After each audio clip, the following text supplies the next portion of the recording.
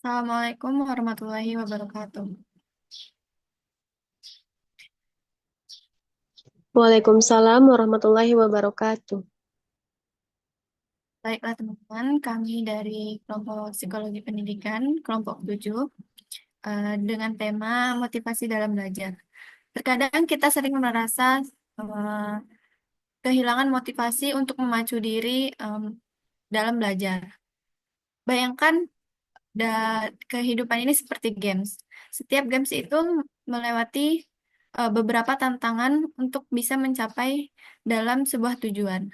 Nah, untuk melevel up diri kita memerlukan belajar di sini. Nah, hari ini kita akan membahas mengenai bagaimana menimbulkan motivasi dalam belajar dan mengenali apa itu motivasi dalam belajar. Sebelum itu, saya akan memperkenalkan anggota kelompok dari kelompok 7. Di sini ada Nora Soraya, Sylvia Saputri, Dian Okfa Canda SP, Rahma Fitri Anissa, Nadia Maharani, Alia Fadila, dan saya Syakira Syarani Fauzia. Baiklah, kita akan mulai presentasi pertama. Silakan pada teman-teman. Hari ini kita akan membahas materi presentasi mengenai pengertian motivasi, jenis-jenis motivasi, faktor yang mempengaruhi motivasi, upaya pendidik untuk meningkatkan motivasi belajar peserta, dan contoh kasusnya. Silakan untuk presentasi pertama. Kepada Nora Soraya, dipersilahkan.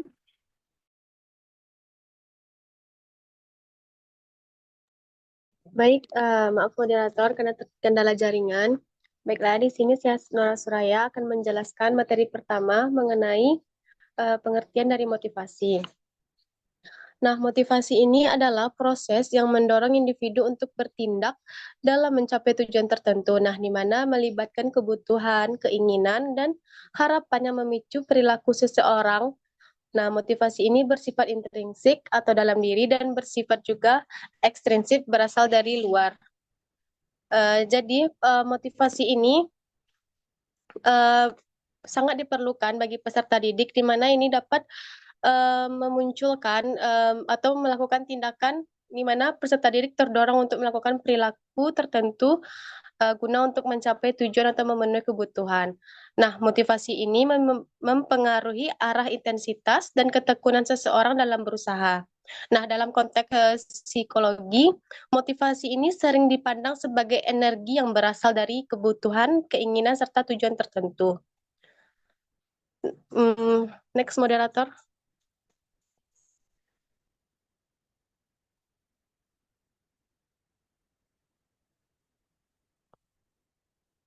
Baik, selanjutnya saya akan menjelaskan pengertian motivasi menurut para ahli. Nah, yang pertama yaitu menurut Maslow pada tahun 1943. Nah, di mana Maslow mengatakan bahwa motivasi sebagai dorongan yang muncul dari kebutuhan yang belum terpenuhi. Nah, di mana ia mengemukakan teori hierarki kebutuhan yang terdiri dari 5 tingkat, yaitu kebutuhan fisiologi, kebutuhan rasa aman, kebutuhan sosial, kebutuhan penghargaan, dan kebutuhan aktualisasi diri. Nah, dari kelima kebutuhan tersebut sangat dibutuhkan pada peserta didik. Nah, yang pertama, saya akan menjelaskan mengenai kebutuhan fisiologi. Nah, di mana kebutuhan fisiologi ini adalah kebutuhan yang paling mendasar yang sangat diperlukan untuk bertahan hidup, seperti makan, minum, tidur, bernafas, dan sebagainya. Yang kedua yaitu kebutuhan rasa aman.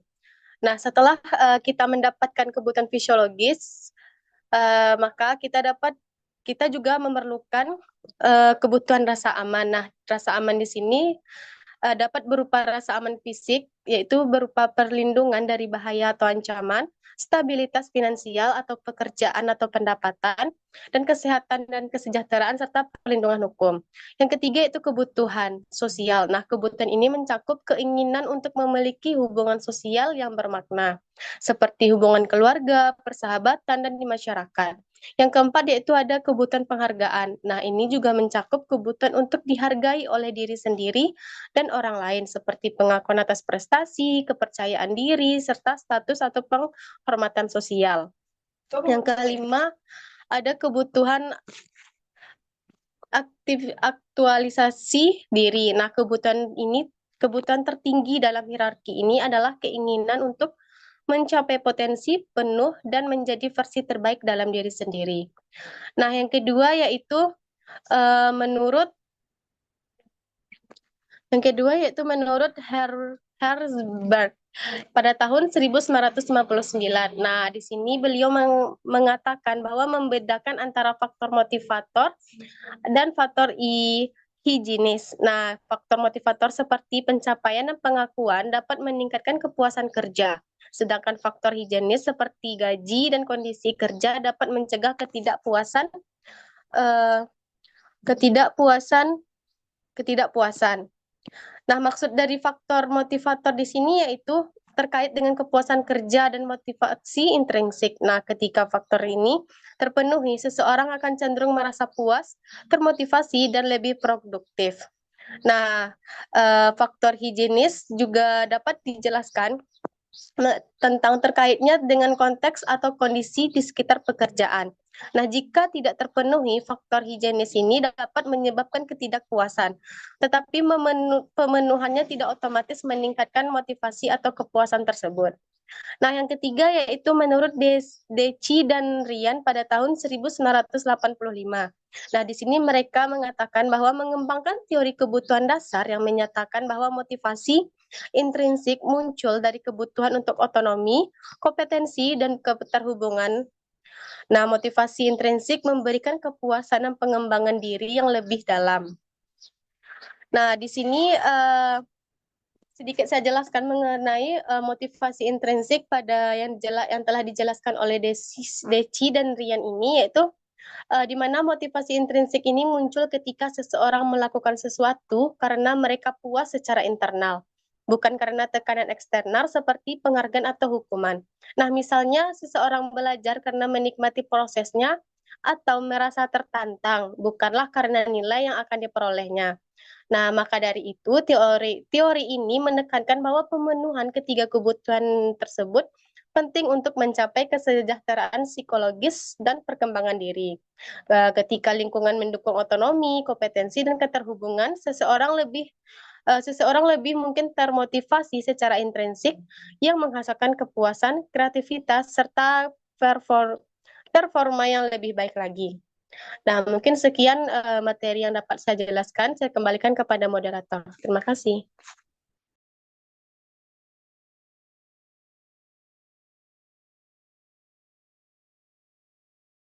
Baiklah, pada presentasi selanjutnya dipersilakan. Baik, izin kepada moderator. Selanjutnya saya akan menjelaskan tentang jenis-jenis motivasi. Ya, sebelumnya perkenalkan, nama saya Alif Fadila dengan NIM 3045013 dari Prodi Pendidikan Geografi.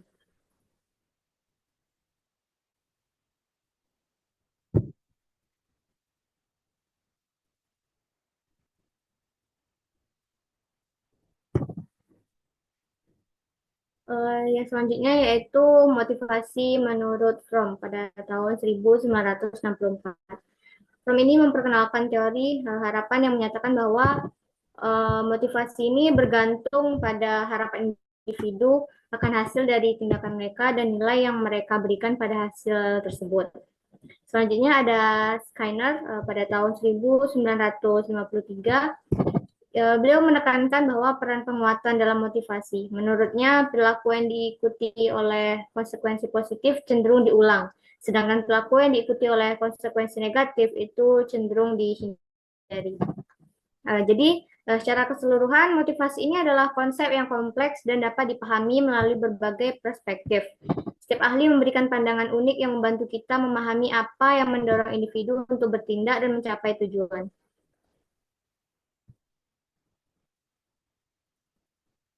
Next.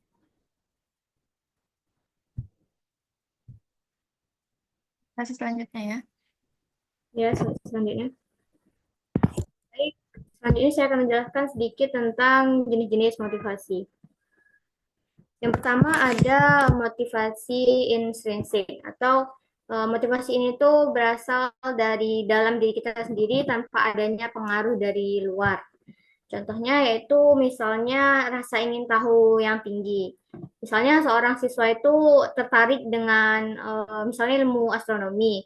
Jadi mereka akan cenderung terdorong untuk mempelajari lebih lanjut tentang tata surya ataupun galaksi.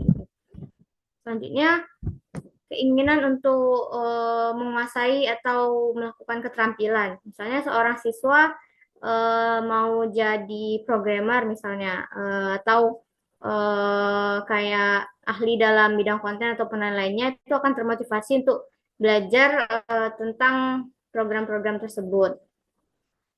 Selanjutnya contohnya itu kepuasan pribadi, misalnya rasa senang dan puas yang diperoleh ketika berhasil menyelesaikan suatu tugas atau mencapai tujuan.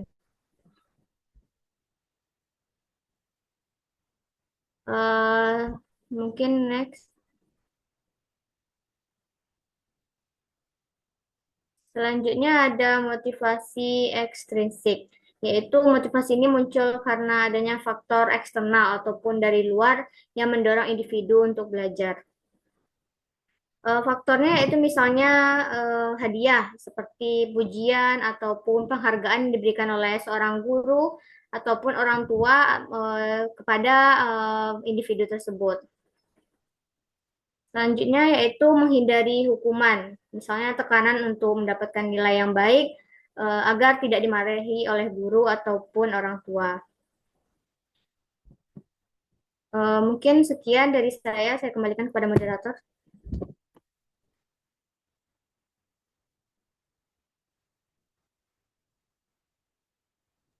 Silakan kepada Silvi untuk membacakan motivasi.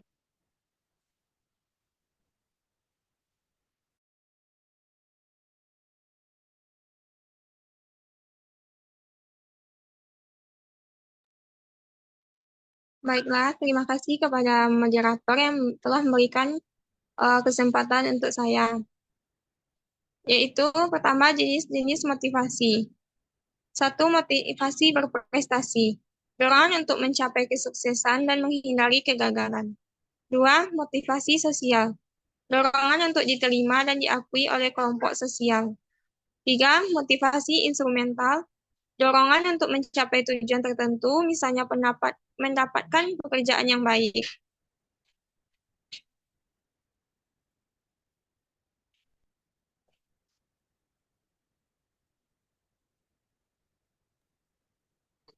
Baiklah, pada teman selanjutnya. Baik, terima kasih moderator. Saya Nadia Maharani dengan NIM 22129186 akan menjelaskan tentang faktor yang mempengaruhi motivasi. Motivasi seseorang sangat dipengaruhi oleh dua faktor. Yang pertama yaitu faktor internal, yaitu faktor yang berasal dari dalam diri individu, terdiri atas yang pertama persepsi individu mengenai diri sendiri. Seseorang termotivasi atau tidak untuk melakukan sesuatu banyak tergantung pada proses kognitif berupa persepsi. Persepsi seseorang tentang dirinya sendiri akan mendorong dan mengarahkan perilaku seseorang untuk bertindak. Yang kedua, harga diri dan prestasi. Faktor ini mendorong atau mengarahkan individu atau memotivasi untuk berusaha agar menjadi pribadi yang mandiri, kuat, dan memperoleh kebebasan serta mendapatkan status tertentu dalam lingkungan masyarakat. Yang ketiga, harapan. Adanya harapan-harapan akan masa depan. Harapan ini merupakan informasi objektif dari lingkungan yang mempengaruhi sikap dan perasaan subjektif seseorang. Harapan merupakan tujuan dari perilaku. Yang keempat ada kebutuhan. Manusia dimotivasi oleh kebutuhan untuk menjadikan dirinya sendiri yang berfungsi secara penuh, sehingga mampu meraih potensinya secara total. Kebutuhan akan mendorong dan mengarahkan seseorang untuk mencari dan menghindari, mengarahkan dan memberi respon terhadap tekanan yang dialaminya. Yang kelima ada kepuasan kerja. Lebih merupakan suatu dorongan afektif yang muncul dalam diri individu untuk mencapai tujuan yang diinginkan dari suatu perilaku. Faktor yang kedua yaitu ada faktor eksternal, faktor yang berasal dari luar diri individu yang terdiri atas yang pertama jenis dan sifat pekerjaan. Dorongan untuk bekerja pada jenis dan sifat pekerjaan tertentu sesuai dengan objek pekerjaan yang tersedia akan mengarahkan individu untuk menentukan sikap atau pilihan pekerjaan yang akan ditekuni. Kondisi ini juga dapat dipengaruhi oleh sejauh mana nilai imbalan yang dimiliki oleh objek pekerjaan yang dimaksud.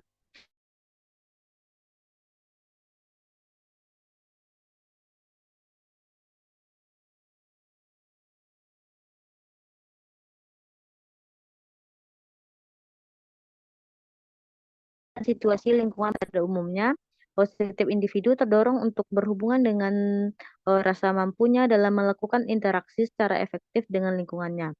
Yang keempat, sistem imbalan yang terima. Imbalan merupakan karakteristik atau kualitas dari objek pemuas yang dibutuhkan oleh seseorang yang dapat dipengaruhi motivasi atau dapat mengubah arah tingkah laku dari satu objek ke objek yang lainnya yang mempunyai nilai imbalan yang lebih besar. Sistem pemberian imbalan dapat mendorong individu untuk berperilaku dalam mencapai tujuan.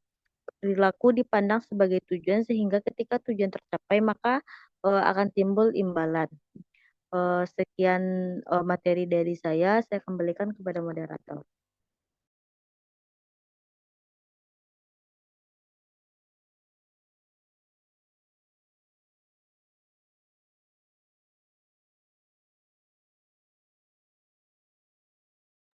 Baiklah, kita akan membahas tentang upaya pendidik untuk meningkatkan motivasi belajar bersama Rian Okwa. Dipersilahkan. Baik, terima kasih atas kesempatannya moderator. Di sini saya akan menjelaskan mengenai upaya pendidik untuk meningkatkan motivasi belajar pada peserta didik. Ada beberapa langkah ataupun beberapa cara yang dapat kita lakukan sebagai pendidik untuk dapat meningkatkan motivasi belajar peserta didik. Di antaranya yaitu yang pertama memberikan angka. Angka atau nilai yaitu sebagai simbol pencapaian suatu kegiatan belajar. Nilai yang baik dapat menjadi motivasi yang kuat bagi siswa. Nah, contohnya adalah ketika kita sebagai pendidik itu memberikan penilaian atas latihan yang dikerjakan oleh peserta didik. Ketika peserta didik tersebut mendapatkan nilai yang kurang baik, namun melihat temannya mendapatkan nilai bagus dan ketika itu juga temannya senang atas apa pencapaian yang sudah dicapainya, maka secara tidak langsung akan menimbulkan semangat bagi peserta didik yang belum mendapatkan hasil yang diinginkan. Jadi ketika kita memberikan suatu penilaian, maka akan menjadi motivasi bagi siswa untuk dapat mengembangkan kemampuannya supaya lebih baik. Yang kedua yaitu memberikan hadiah. Hadiah juga termasuk motivasi untuk menarik suatu kemampuan yang dimiliki oleh peserta didik tersebut. Jadi ketika peserta didik dapat menjawab ataupun dapat melaksanakan tugasnya dengan baik, kita sebagai guru juga berhak memberikan apresiasi yaitu berupa hadiah kepada peserta didik tersebut. Yang ketiga, mengadakan kompetisi ataupun persaingan. Persaingan individu atau kelompok dapat memacu semangat belajar siswa, dan juga siswa sering lebih bersemangat jika ada saingan untuk mencapai hasil yang terbaik. Jadi ketika di suatu kelas itu contohnya ketika melaksanakan evaluasi, kita melaksanakan evaluasi contohnya menggunakan media pembelajaran berbasis interaktif. Jadi ketika penilaian nanti kita buatkan peringkatnya. Nah, hal tersebut dapat memotivasi siswa untuk berlomba-lomba untuk dapat menjadi 3 besar di kelas tersebut. Jadi hal tersebut dapat meningkatkan motivasi belajar peserta didik. Poin yang terakhir yaitu yang keempat, ego involvement. Artinya yaitu menumbuhkan kesadaran bagi siswa betapa pentingnya tugas, kemudian siswa diajak untuk menerima tantangan dan bekerja keras sebagai bentuk motivasi. Nah, kita sebagai pendidik di sini bertanggung jawab kepada peserta didik untuk memberikan arahan. Artinya adalah apapun yang dilakukan oleh peserta didik, yaitu perkembangan belajarnya, apapun bagaimanapun hasilnya, itu adalah tanggung jawab kita. Tugas dari kita adalah untuk menanamkan kepada peserta didik tersebut bahwasanya betapa pentingnya eh, melaksanakan tanggung jawab yang sudah diberikan oleh gurunya. Terlepas dari hasilnya bagaimana, nanti yang terpenting adalah dia bisa bertanggung jawab atas apa yang sudah kita berikan. Mungkin sekian pemaparan materi dari saya. Terlebih dan terkurang saya mohon maaf. Saya kembalikan kepada moderator. Terima kasih.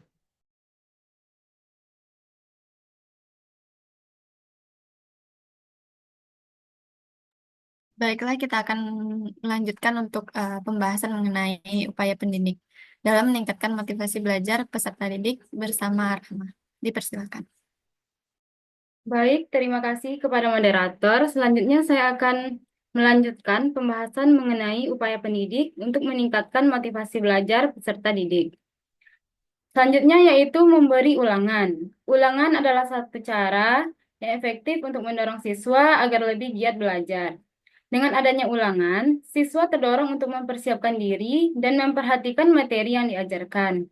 Namun, guru harus memperhatikan frekuensi pemberian ulangannya.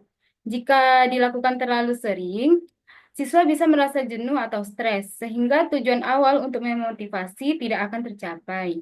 Oleh karena itu, pemberian ulangan sebaiknya dijadwalkan dengan baik dan disertai dengan variasi soal yang menantang, tetapi tetap sesuai dengan kemampuan siswa. Lalu, ada mengetahui hasil belajar. Hasil belajar merupakan umpan balik yang penting bagi siswa. Ketika siswa melakukan hasil belajarnya atau mengetahui hasil belajarnya, siswa bisa mengevaluasi sejauh mana pemahaman mereka terhadap materi yang telah dites. Jika hasilnya baik, siswa cenderung merasa puas dan termotivasi untuk mempertahankan atau bahkan meningkatkan prestasinya. Sebaliknya, jika hasilnya belum memuaskan, siswa terdorong untuk memperbaiki kekurangannya, sehingga guru dapat membantu dengan memberikan penjelasan tambahan atau arahan agar siswa lebih percaya diri dan tetap semangat belajar. Lalu terdapat pujian. Pujian adalah bentuk penghargaan yang sederhana, tetapi sangat efektif dalam meningkatkan motivasi belajar siswa. Ketika siswa menyelesaikan tugas dengan baik, siswa akan menunjukkan usaha yang maksimal. Pujian dapat menjadi penguat positif. Pujian yang diberikan harus dilakukan juga dengan tepat waktu. Misalnya, segera setelah siswa menunjukkan prestasi atau perilaku yang baik, sehingga dapat menciptakan suasana belajar yang lebih positif. Hal ini membuat siswa merasa dihargai dan termotivasi untuk terus berusaha. Penting untuk memberikan pujian yang tulus dan sesuai sehingga siswa tidak merasa diperlakukan secara berlebihan. Upaya yang terakhir yaitu hukuman.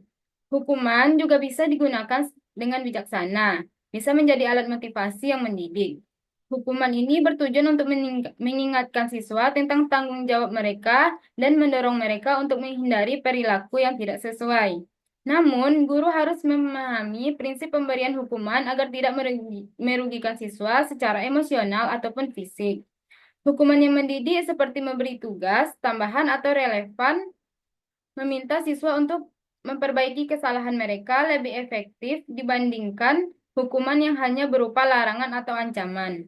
Dengan pendekatan ini, hukuman dapat meningkatkan dorongan siswa untuk introspeksi diri dan meningkatkan sikap belajar mereka. Baik, sekian materi dari saya kembalikan kepada moderator.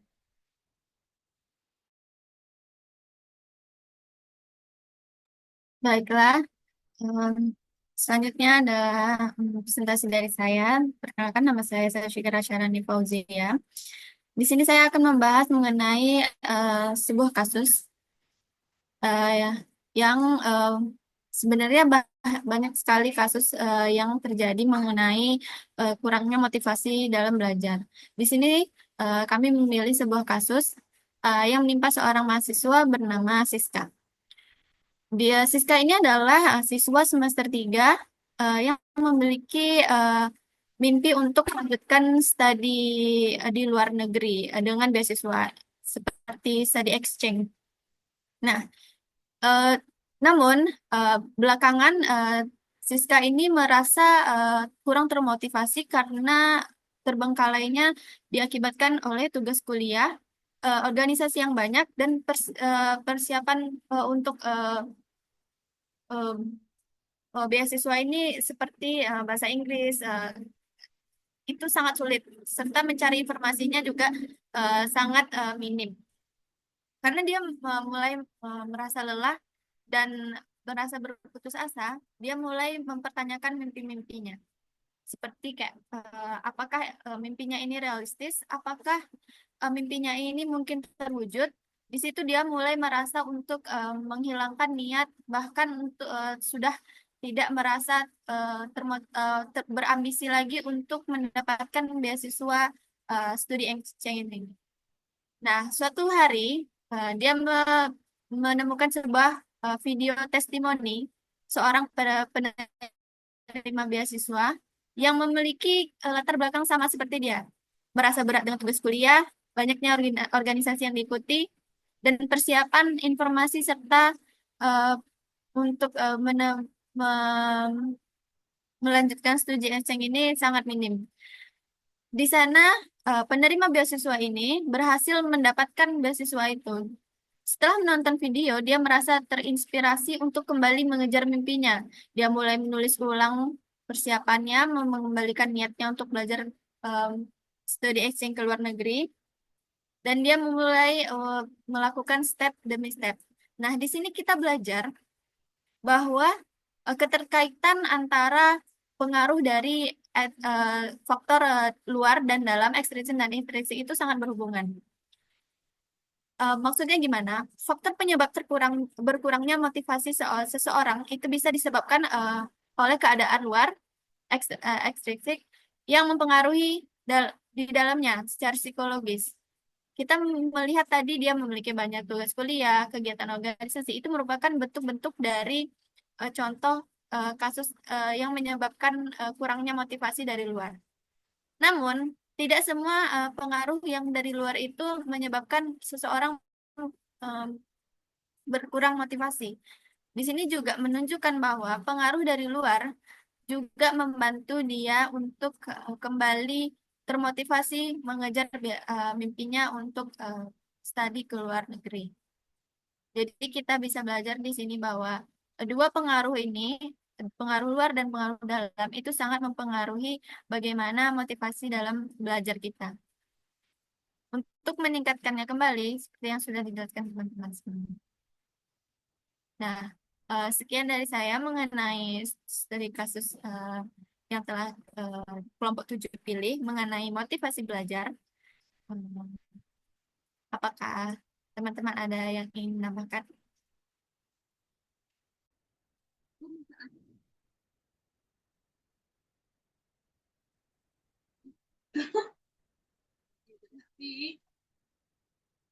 Baiklah, saya akan menjelaskan rangkuman dari motivasi dalam belajar. Motivasi dalam belajar merupakan elemen kunci yang mempengaruhi keberhasilan siswa dalam mencapai tujuan akademis. Yang pertama yaitu tingginya dan beragamnya motivasi. Motivasi belajar siswa berprestasi umumnya sangat tinggi yang ditunjukkan oleh hasrat dan keinginan untuk berhasil. Siswa yang memiliki motivasi intrinsik cenderung lebih aktif dan berkomitmen dalam belajar dibandingkan dengan mereka yang hanya bergantung pada motivasi ekstrinsik. 2. Pengaruh lingkungan dan dukungan.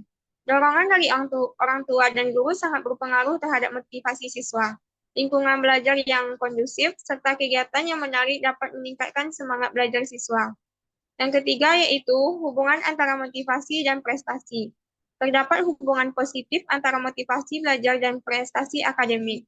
Peningkatan motivasi belajar dan akan berbanding lurus dengan peningkatan prestasi, baik dalam disiplin belajar maupun hasil akhir.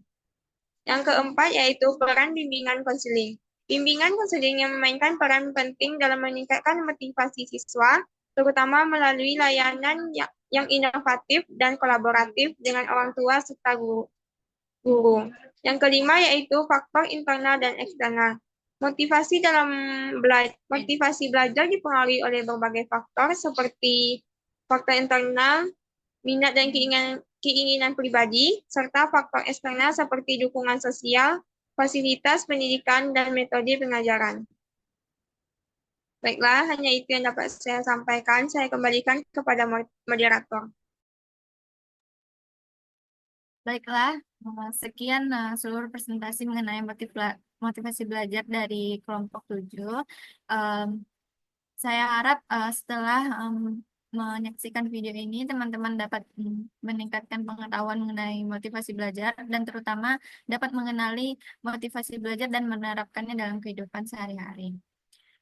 Baiklah, dengan saya Syakira Syarani Fauzia.